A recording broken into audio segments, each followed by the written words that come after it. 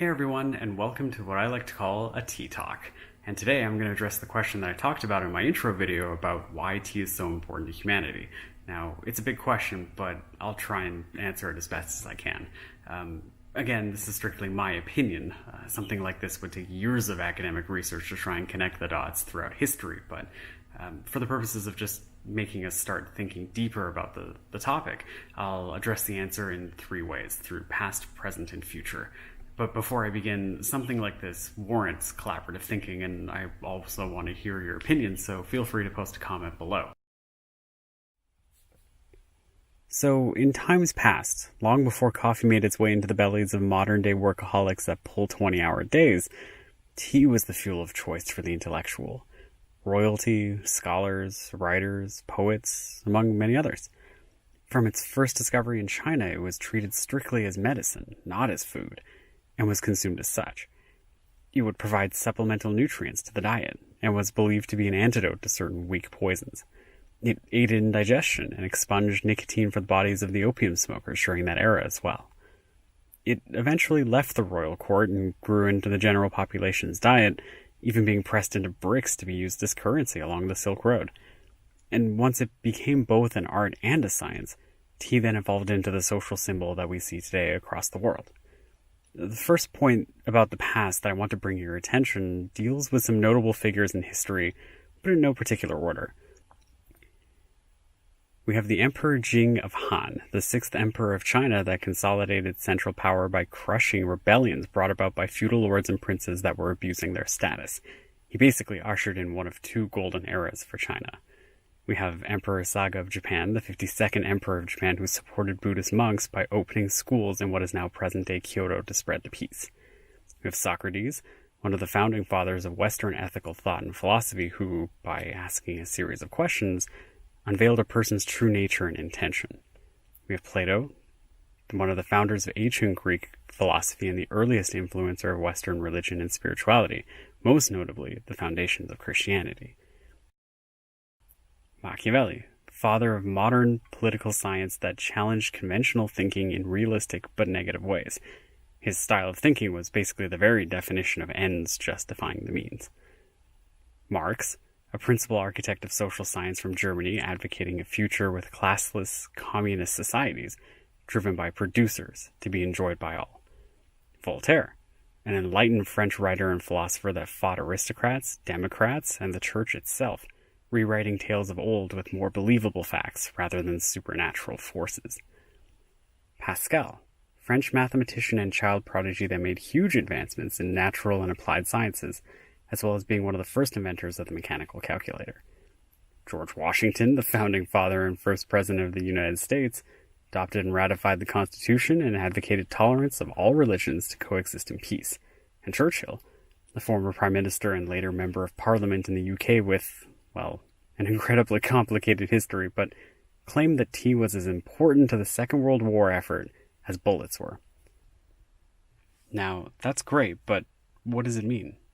If you haven't already guessed it, they were tea drinkers. That was the drink on their table that would help these, among many, many other accomplished people in history, achieve the things that they did. Just imagine if that same level existed today. How enlightened would we be if we had that magic tonic fueling our decisions and actions, propelling our discoveries and mastery by leaps and bounds? Now, I don't know about you, but I think tea should be the great positive equalizer in the world.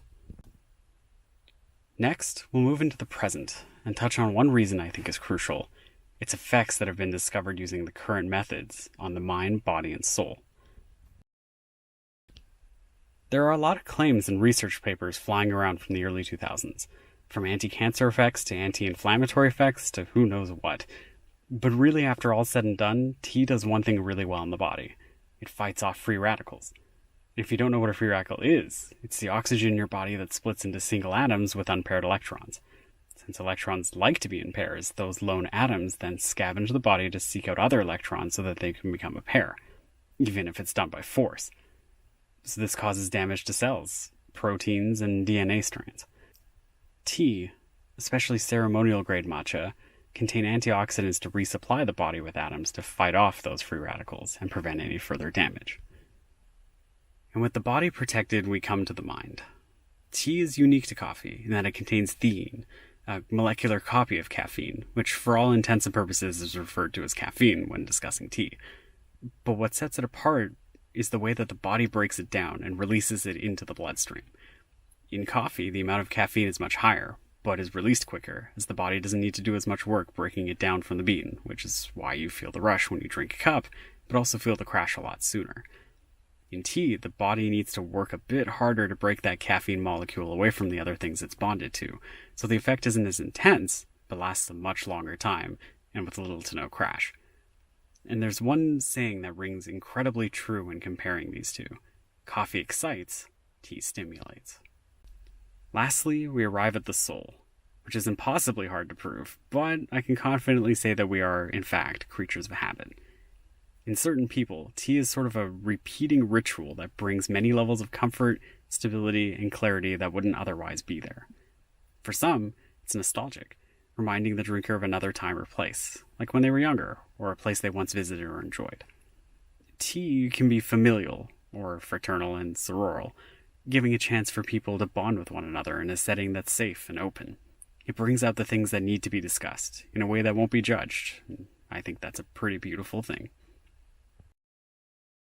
As a society, each individual who comes into any major part of their life, the first days of school, the first day on the job, your first date, graduation, getting a promotion, even down to saying farewell to friends, moving away, or mourning someone's death, always needs you to have your best foot forward. So the more people who partake in mentally expanding habits, such as regularly drinking tea, the more chances we have to create the next genius like Pascal, or stumble on the next great innovation of our time, and carry ourselves better in the world. It might single-handedly raise the entire nation's output, while also making people more calm and collected during times of chaos and strife. If we extrapolate this, many things could be solved over a cup of tea. Friends, family, coworkers can all work through things, but why stop there? Wars could be potentially avoided entirely if they could just sit down and discuss the implications peacefully over a cup. Alright, we've made it. So why is tea important to humanity then? The answer is a combination of everything we just covered, and even more that couldn't have been covered. From the outside, it's just leaves and water, but really it's the catalyst to support intellectual people and their ability to achieve great things in life. Not only does it augment those who are already intellectual in nature, but it brings out the best in those who haven't yet tapped into their true potential. We've seen it work throughout history. We know why it works thanks to science. So there's really nothing left to do but find a way to make it accessible for everyone to enjoy and reap its benefits. Without a doubt, we'll all be in a much better position than we are today if we just gave tea more care and attention. Thanks for listening, everyone. We'll catch you in the next video. Take care.